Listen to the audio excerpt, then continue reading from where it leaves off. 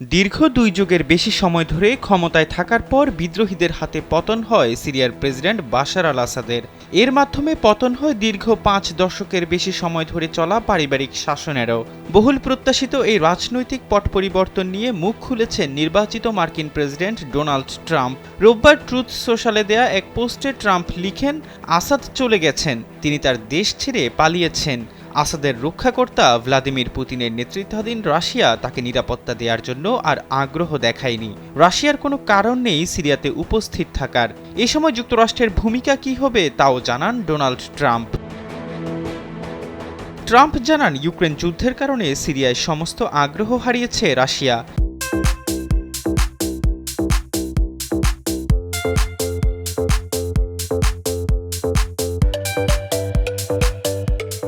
যেখানে প্রায় ৬ লাখের মতো রুশ সেনা আহত অথবা নিহত হয়েছে এমন এক যুদ্ধে যা কখনো শুরু করারই দরকার ছিল না। এমনকি এই যুদ্ধ অনন্তকাল ধরে চলার কোনো অর্থ নেই। নির্বাচিত মার্কিন প্রেসিডেন্ট বলেন, রাশিয়া ও ইরান এখন দুর্বল রাষ্ট্র।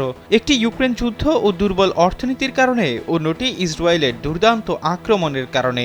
ট্রাম্প জানান, জেলেনস্কি এবং ইউক্রেন চলমান উন্মাদনা বন্ধে একটি চুক্তি করতে চায়। তারা এরই মধ্যে ৪ লাখ সেনা ও অসংখ্য বেসামরিক নাগরিক হারিয়েছে।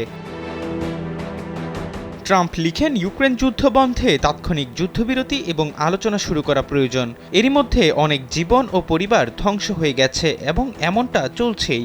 এটা বড় কোনো অঘটনের দিকে টেনে নিয়ে যেতে পারে, যার পরিণতি আরও মারাত্মক হবে। নির্বাচিত মার্কিন প্রেসিডেন্ট লিখেন, তিনি ভ্লাদিমির পুতিনকে ভালোভাবেই চেনেন। এটাই উপযুক্ত সময় পদক্ষেপ নেয়ার। এতে চীন সাহায্য করতে পারে বলেও জানান ট্রাম্প। বিশ্ব এটা দেখার জন্য অপেক্ষা করছে বলে মন্তব্য করেন রিপাবলিকান এই নেতা।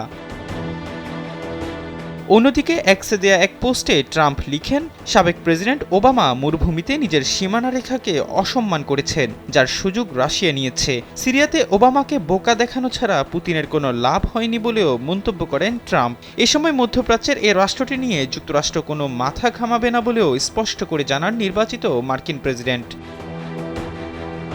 ট্রাম্প জানান, সিরিয়া একটি বিশৃঙ্খল রাষ্ট্র, এমনকি তারা আমেরিকার বন্ধুও নয়। সিরিয়ার বর্তমান পরিস্থিতি নিয়ে যুক্তরাষ্ট্রের কিছুই করার নেই।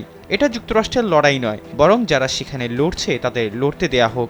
এখানে জড়িয়ে পড়ার কোনো অর্থ নেই বলে জানান নির্বাচিত মার্কিন প্রেসিডেন্ট। এহসান আবদুল্লাহ, কালবেলা ডেস্ক।